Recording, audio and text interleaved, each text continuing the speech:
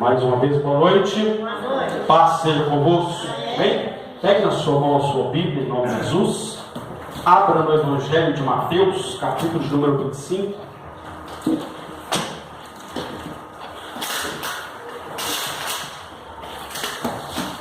Mateus, capítulo 25.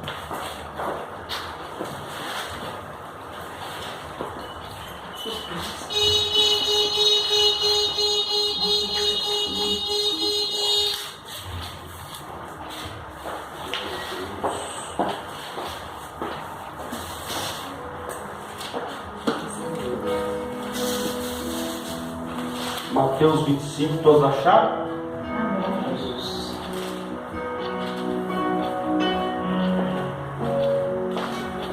Glória a Deus. 25, a partir do verso 1 diz assim: Então o reino dos céus será semelhante a 10 virgens que, tomando as suas lâmpadas, saíram a encontrar-se com o noivo. 5 dentre elas eram nécias e 5 prudentes. As nécias, ao tomarem as suas lâmpadas, não levaram azeite consigo. No entanto, as prudentes, além das lâmpadas, levaram azeite nas vasilhas. E tardando o noivo, foram tomadas de sono e adormeceram. Mas à meia-noite ouviu-se um grito: Eis o noivo, saí ao encontro. Diga, saí ao encontro. Glória a Deus. Então se levantaram todas aquelas virgens e prepararam as suas lâmpadas. E as nécias disseram às prudentes: Dai-nos do vosso azeite, porque as nossas lâmpadas estão se apagando. Mas as prudentes responderam: Não, para que não nos falte a nós e a vós outros, e diante aos que a vendem e comprai.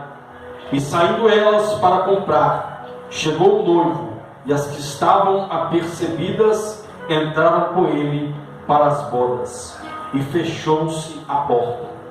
Mais tarde chegaram as virgens nécias, clamando: Senhor, Senhor, abre-nos a porta. Mas ele respondeu: Em verdade vos digo que não vos conheço. Vigiai, pois, porque não sabeis o dia e nem a hora. Amém? Pode se assentar no seu lugar. Feche os seus olhos. Peça ao Espírito Santo para falar o seu coração nessa noite. Soberano Deus e eterno Pai, Deus, em nome de Jesus, fale conosco.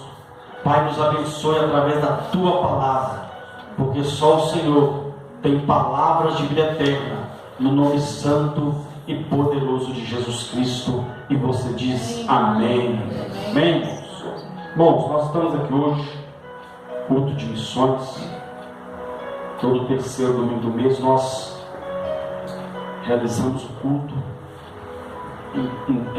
denominado como culto de missões.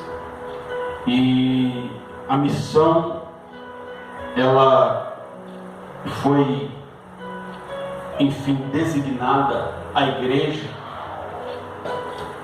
quando Jesus estava, enfim, instruindo ali os apóstolos, os seus seguidores. E Jesus então dá uma ordem: ide pelo mundo e pregai o evangelho a toda criatura. Então os discípulos, os apóstolos, os discípulos acataram. É claro que muitos abandonaram, mas aqueles que acataram esta ordem, que entenderam esse chamado, saíram pelo mundo pregando o evangelho. E hoje nós somos a resposta do sim desses homens para Deus. Hoje nós estamos aqui porque a missão de Deus, ela chegou até a mim e a você. Amém. Mas um dia aqueles homens também estavam perdidos, estavam sem direção. Mas Jesus, na cruz do Calvário, a Bíblia diz que nós andávamos como ovelhas desgarradas. E Jesus então, através do sacrifício, Ele resgatou toda a humanidade, através do seu sangue que foi derramado. Ele fez aquele ato para que a humanidade voltasse para Deus. Mas a verdade é que nem todos ainda aceitaram o sacrifício de Jesus. A verdade é que nem todos ainda aceitaram essa missão de caminhar com o Senhor. Mas não é porque muitos naquela época não aceitaram, não é porque muitos naquela época viraram as costas, nem por isso eles deixaram de pregar o Evangelho. Nem por isso eles deixaram de anunciar Jesus. E isso foi incumbido a mim e a você, que um dia também aceitamos a fé em Jesus Cristo. O mundo já está rodeado de tantas notícias ruins, tantas notícias de tragédia, de morte, e muitas pessoas estão apegadas a isso. Mas foi dado a mim e a você o Evangelho da salvação. E Evangelho quer dizer boas novas, boas notícias. Nós somos portadores dessas boas notícias. Agora cabe a nós distribuir essas boas notícias, anunciar essas boas notícias. Foi um chamado, foi uma ordem do Senhor para que nós pudéssemos anunciar o reino de Deus, anunciar que ainda há esperança para a alma perdida, anunciar que ainda há um caminho que conduz o homem à salvação, que ainda há um caminho que conduz o homem a, em nome de Jesus, ser uma pessoa abençoada.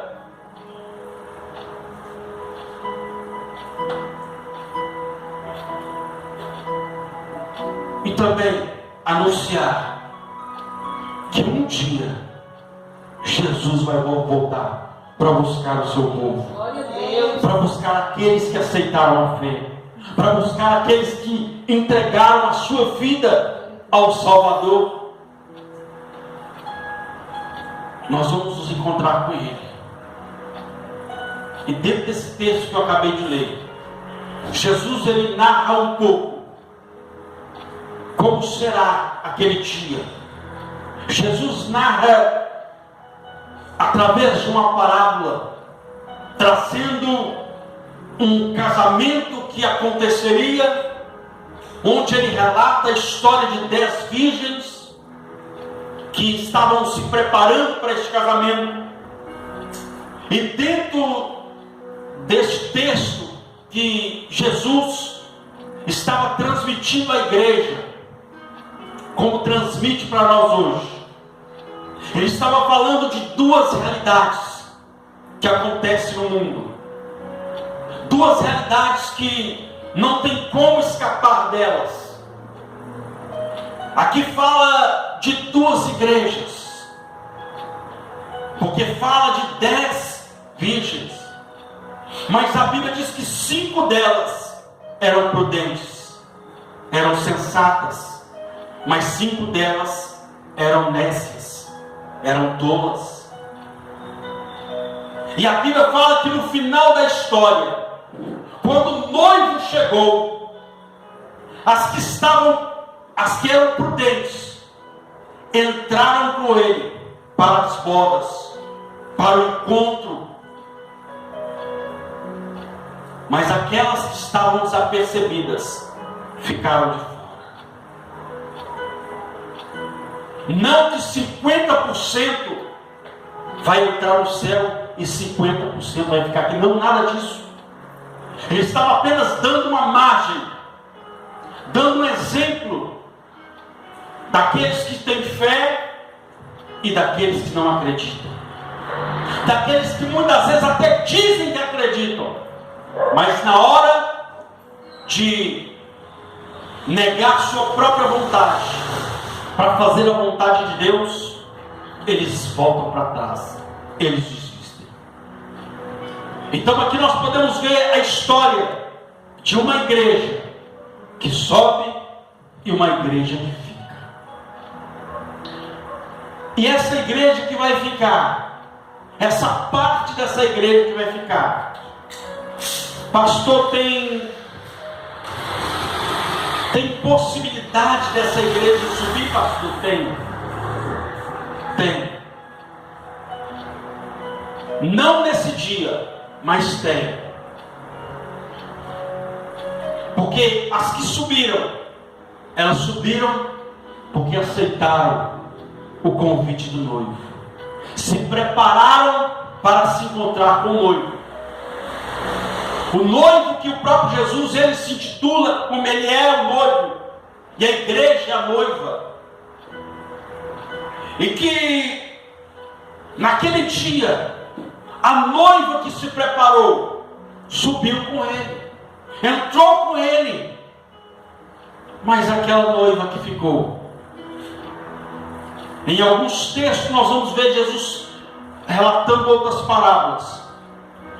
Em algumas parábolas ele já está dando a sentença para alguns, que uns entraram para o gozo do seu Senhor, em contrapartida outros foram lançados no chamado lago de fogo.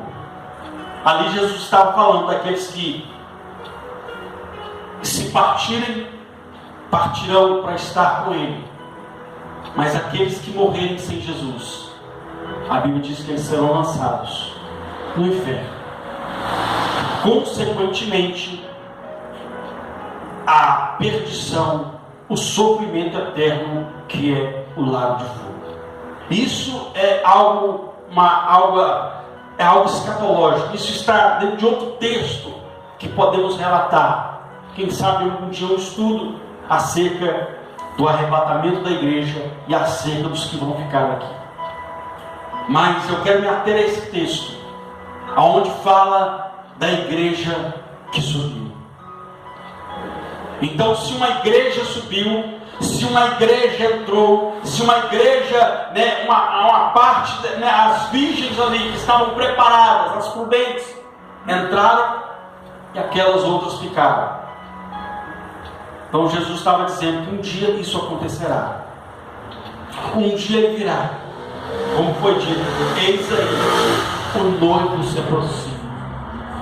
Só que ele termina o texto dizendo algo, dando um alerta para a igreja. Ele termina o texto dizendo assim: olha, vigiai, pois, porque não sabeis nem o dia e nem a hora. Não sabeis nem o dia e nem a hora. Duas coisas que nós não podemos e nem sabemos nem o dia e nem a hora. Não sabemos nem o dia nem a hora que o Senhor voltará para buscar a sua igreja. E não sabemos nem o dia e nem a hora que nós vamos deixar essa terra. Certo é que se Jesus voltar, quem está preparado vai subir com ele. Mas certo é, quem não está preparado não vai subir. Vai ficar aqui na terra. Para quê, pastor? É aquilo que eu disse. Isso cabe uma parte escatológica, onde aqueles que não aceitaram Jesus, aqueles que rejeitaram o chamado de Cristo, poderão ser salvos, sim, pastor. Mas como? Vão pagar com a sua própria vida para entrarem no céu. É por isso que nós estamos na chamada dispensação da graça, favor imerecido de Deus para a humanidade. Então, quando estamos na dispensação da graça, temos que aproveitar a oportunidade, andar firme com Jesus, caminhar firme com Jesus, sermos crentes de verdade, deixarmos a nossa vontade para trás e fazer a vontade de Deus. A Bíblia diz que uma parte subiu, mas uma parte ficou de fora. Mas por que aquela outra parte subiu e a outra ficou de fora? É isso que o texto vem nos trazer nessa noite. A Bíblia diz que todas elas tinham algo em comum. Elas eram virgens. Eram o quê? Virgens. Ou seja, todas elas eram puras. Todas elas eram inocentes. Todas elas tinham uma pureza no seu coração. Essa é a virgindade que Deus requer da sua igreja. Uma igreja que tem um coração puro. Não uma igreja que tem um coração vingativo. Não uma igreja que, se pisar no meu calo, eu dou o troco. Não! Deus quer uma igreja que dê a outra face. Estão te prejudicando, estão te perseguindo. Faça o que Jesus disse. Façamos o que Jesus disse. Orai por aqueles que vos perseguem. Abençoai aqueles que vos amaldiçoam. É isso que Jesus ensina. É isso que uma igreja que tem um coração puro ensina. Uma igreja que tem um coração puro vai subir para o céu. Jesus, quando ele está ali no sermão da montanha, ele diz bem claro: bem-aventurados são os limpos, bem-aventurados são os puros de coração, porque eles verão a Deus. Então não tem como ver Deus, não tem como adentrar as portas celestiais, se não tiver um coração puro. Nós estamos vivendo uma era onde as pessoas, como o próprio Senhor disse, que vai chegar um tempo, e esse tempo chegou, onde o amor de muitos esfriará. E quando o amor se esfria, eu esqueço que há uma batalha espiritual. Eu esqueço que há um adversário que muitas vezes usa pessoas para tentar tirar a sua paz. E muitas vezes você acha que é a pessoa e se levanta contra ela. Muitas vezes você acha que é a pessoa e faz ao contrário do que a Bíblia diz. A Bíblia diz: pagai o mal com o bem. Essa semana eu estava ouvindo um pseudo-crente, que até diz que é crente, mas é meio complicado. É uns crentes meio doidos que eu creio que se encaixa no que está aqui, nas insensatas. Não, eu sou crente, eu tenho um coração bom, mas se pisar no meu calo, aí, que crente que é esse? Imagine se Jesus fosse desse jeito: vai, eu vou morrer por essa humanidade, mas se pecar, vai direto para o inferno. Imagine se Jesus olha desse jeito. Infelizmente, esse é o tipo de evangelho que tem sido pregado aí fora. Um evangelho vingativo. Não.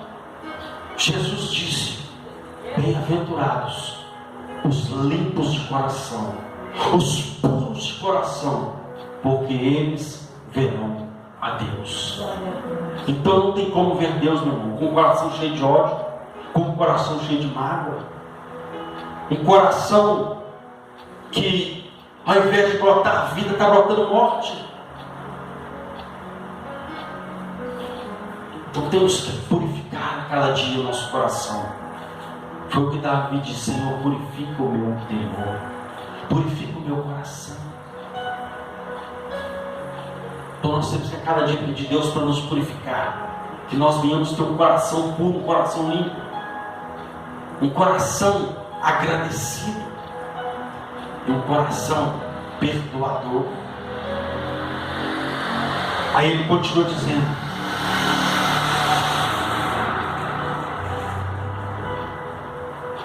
então o reino do céu será semelhante a 10 virgens, que tomando as suas lâmpadas, saíram a encontrar-se com o noivo.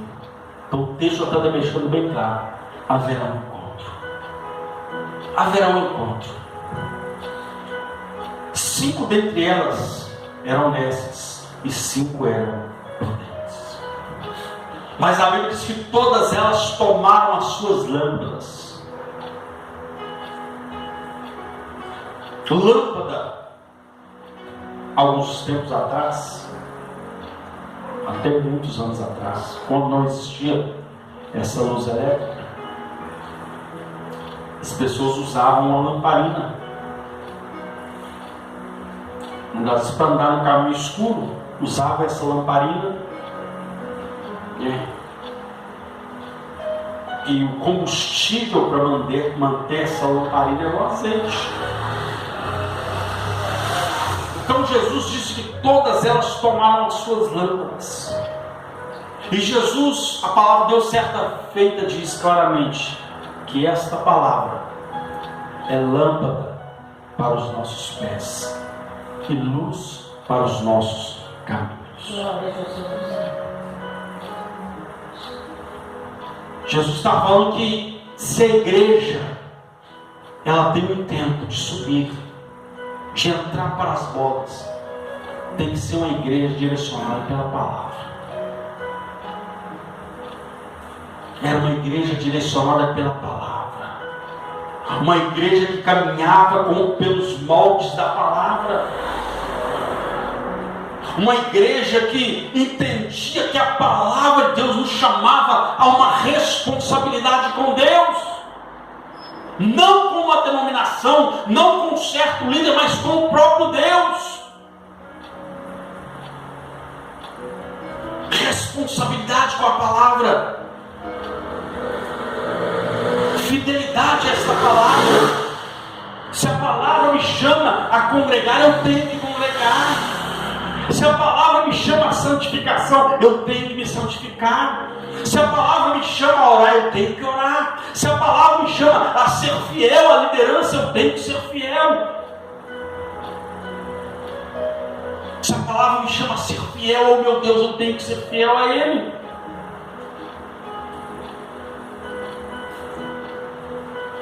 É uma igreja direcionada pela palavra. É isso que Jesus estava ensinando. Quantos crentes têm caído no buraco hoje? Porque têm desprezado a palavra, porque têm deixado a palavra de lado. Quantos crentes muitas vezes vão ao culto, às vezes para ouvir, simplesmente eu vou lá porque é o fulano que vai cantar, é o fulano que vai pregar, esqueceu da palavra.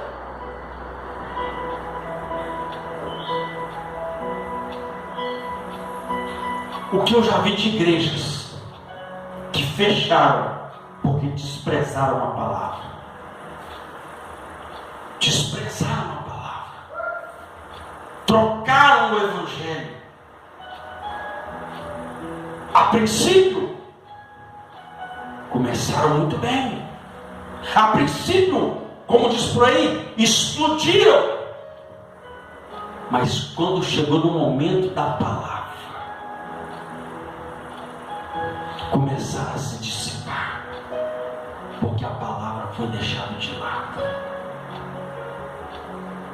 O que mantém uma igreja fortalecida, um crente fortalecido, é o conhecimento da palavra de Deus. Um crente que conhece a palavra, ele não falta Santa Ceia. Um crente que conhece a palavra, ele não falta culto. Ele não perde culto, ele sabe que é um compromisso que ele tem não com o pastor, não, é um compromisso que ele tem com Deus. O culto é para Deus, o encontro é com Deus. Mas tem pessoas que deixam as coisas de lado, deixam o culto com Deus de lado. Às vezes olham para a sua vontade e se esquecem que a vontade maior delas estarem no culto é o próprio Deus. Por quê? Porque Deus quer abençoar. Deus quer derramar a graça dele. Deus quer derramar a unção dele.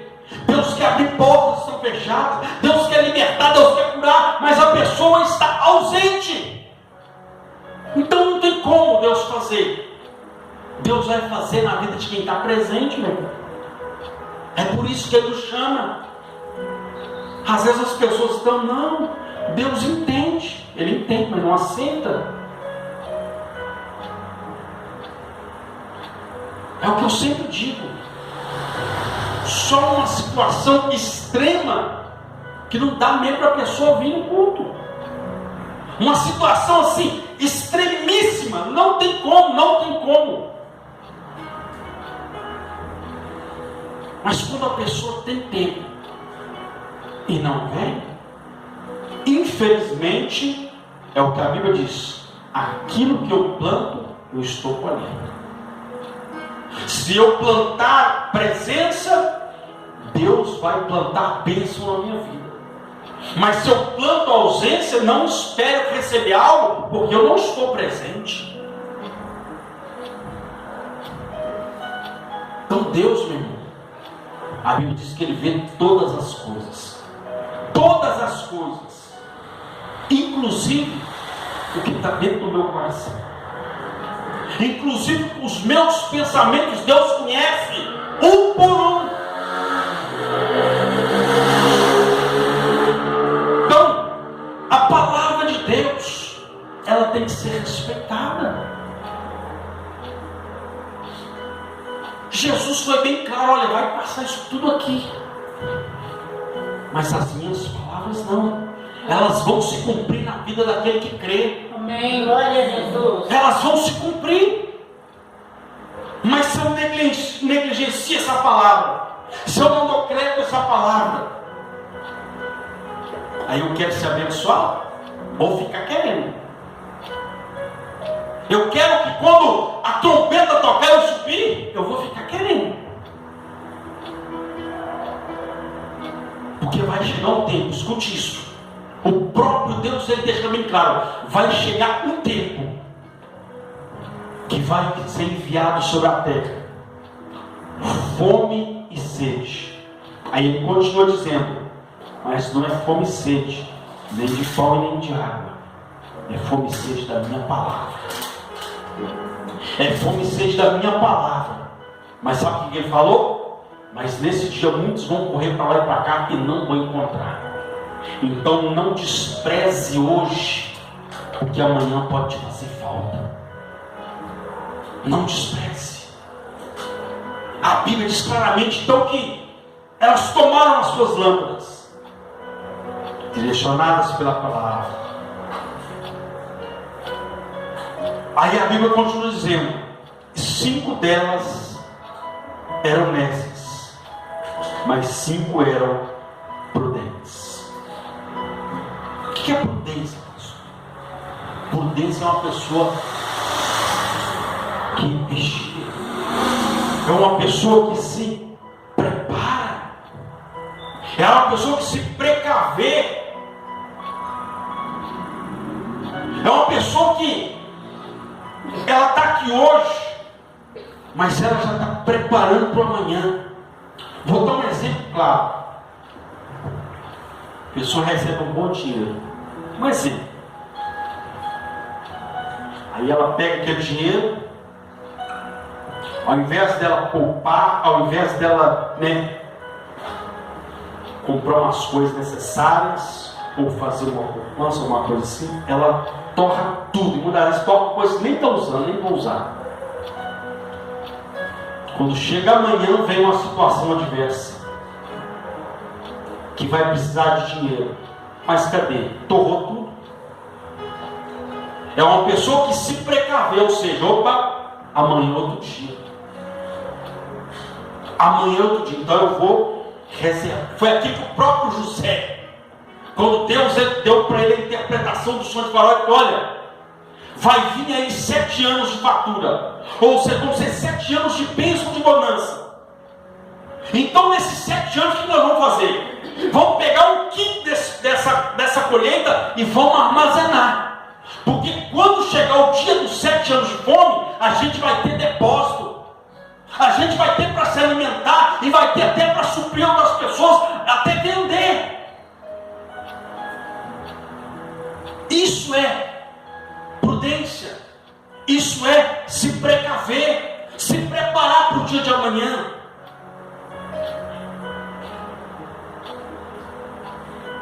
É por isso que a Bíblia diz no final do texto: ninguém sabe nem o dia e nem a hora.